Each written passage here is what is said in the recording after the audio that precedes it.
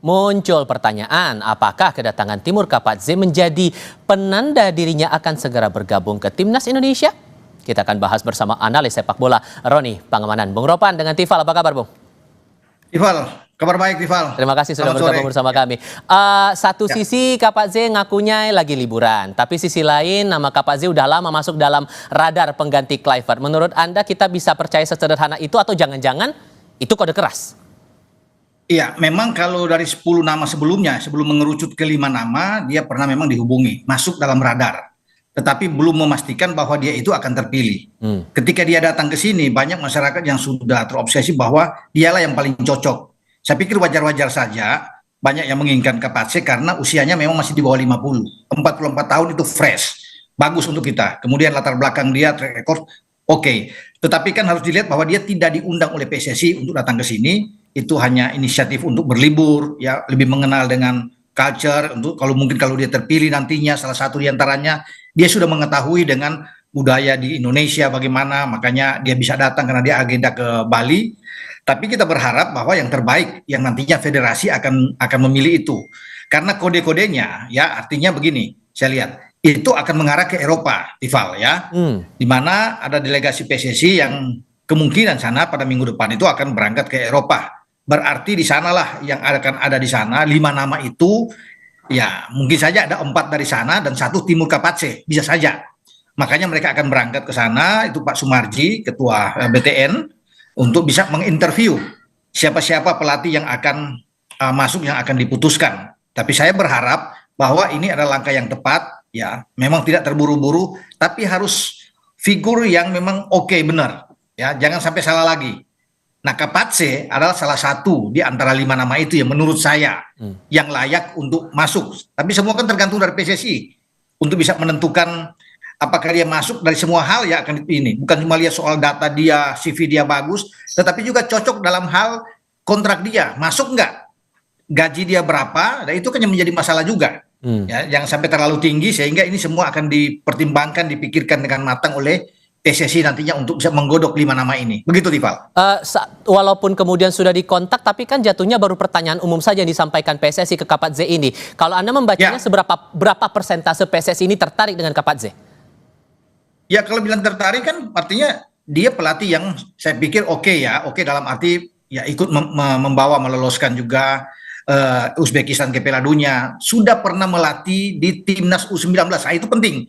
Bahwa di level junior, karena kita kan perlu juga bisa melihat pelatih-pelatih ini ya, di U19, U23, ya, sampai di senior juga dia bagus dan usianya masih oke, artinya untuk jangka panjang dia baik sekali, perilaku dia saya pikir, bagaimana cara dia disiplin dia, etos kerja yang sangat baik, itu sudah diperlihatkan oleh Timur Kapadze, dan saya pikir untuk kultur di Indonesia dia paling pas, makanya mungkin saja walaupun ini agendanya liburan, tapi dia udah antisipasi lebih dulu untuk datang lebih mengenal lebih jauh dengan Indonesia.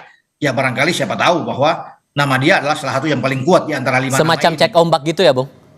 Betul, cek ombak dulu di sini. Tapi saya melihat ya, nggak tahu ya, saya melihat bahwa dia sangat cocok lah kalau bisa melihat dengan cara dia ngomong, cara pembawaan dia. Ini pelatih yang oke, yang bagus. Tapi kembali, Tifal, itu tergantung dari PSSI. Karena yang tadi saya bilang di awal kan, PSSI akan berangkat ke Eropa untuk mencari menginterview beberapa pelatih, begitu. Oke, tapi di sisi lain kita juga cermati pernyataan Pak Sumarji, bilangnya calon pelatih kita itu masih terikat klub atau timnas. Artinya kan Kapadze nggak masuk hitungan karena masih nganggur nih sekarang posisinya. Gimana tuh?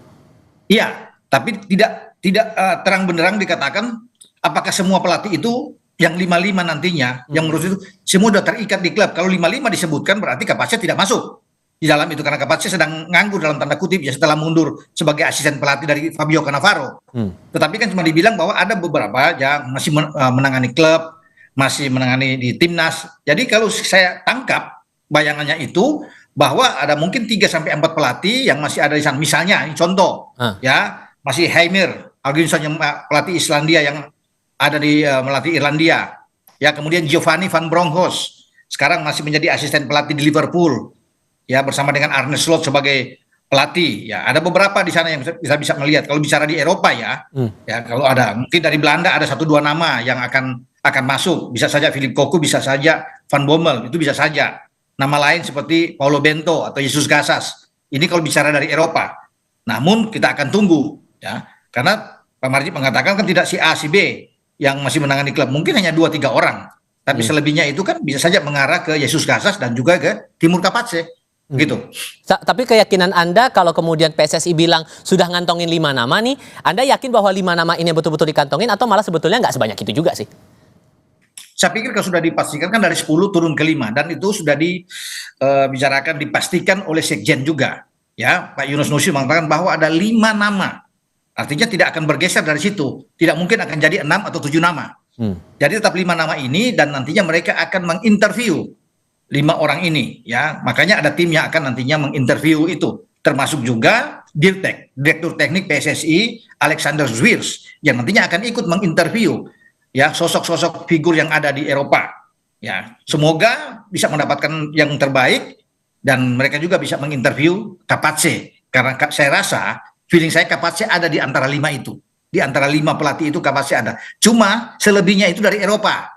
Rival, ini kode ya, bahwa selebihnya selain Kapatse itu yang dari Asia ini Uzbek, selebihnya itu dari Eropa. 4 ini dari Eropa. Cuma kita tidak tahu siapa itu, begitu. Siapanya masih jadi tanda tanya. Cuman kalau menurut Anda membaca proses yang ada sekarang ini, kapan kira-kira paling cepat timnas kita punya nahkoda baru ini? Minggu depan itu rencananya akan diumumkan tuh. Realistis menurut Anda minggu depan itu? Ya, saya pikir kita akan coba berpegang dengan apa yang sudah dikatakan kan oleh PSSI bahwa mereka akan coba untuk minggu depan. Artinya di akhir November ini sudah bisa ada pengumuman atau paling lambat di awal Desember karena kan kita harus menghadapi di FIFA Matchday bulan Maret yang akan datang sehingga pelatih itu punya waktu untuk bisa datang. Tapi dengan Kapatse datang saat ini bisa saja itu menjadi kode keras juga salah satu. Cuma kan belum pasti karena PSSI yang bukan undang dia. Cuma salah satu memang dia akan masuk di dalam radar itu. Makanya akan diselesaikan dulu interview di Eropa. Kemudian tim akan balik dan pasti belakangan baru interview dengan Kapatse. Kalau Anda pribadi secara personal milihnya Kapatse itu atau saya kaitkan lagi saat Anda bilang ke saya bulan Oktober lalu nama Paulo Bento itu juga masuk nggak kira-kira menurut Anda pilihan?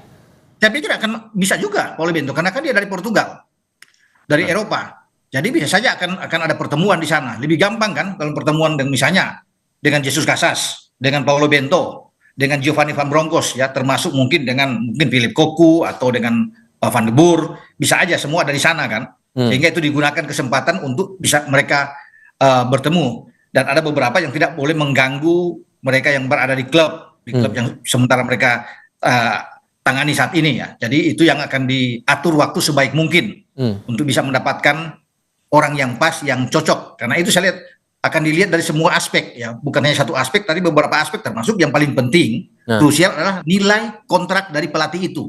Ya, kalau sampai STY atau dengan PK Parti Kluivert itu tidak lebih dari 1,4 misalnya, ya tentunya mereka akan cari di range tersebut, paling mahal mungkin di 2M maksudnya. Tapi kalau sudah lewat dari situ kan pasti akan berpikir juga PSSI. Gitu. Singkat saja soal ini, masalah kendala bahasa apakah jadi tantangan? Karena yang saya pahami kan Kapatse ini tidak berbahasa Inggris. Dan kita punya pengalaman Sinteyong juga dengan profil komunikasi yang dibangun dengan tim tidak menggunakan bahasa Inggris juga. Apakah ini akan jadi halangan? Nggak ada masalah, menurut saya nggak ada masalah. Toh kita profesional ada penterjemah.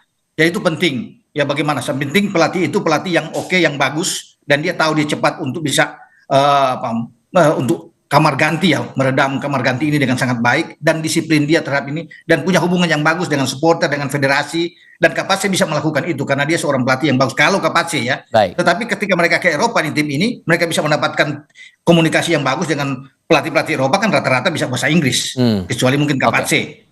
Ya makanya akan lihat di sana gitu. Bung Ropan, terima kasih banyak sudah berbagi perspektif bersama kami. Selamat malam, Bung. Selamat malam.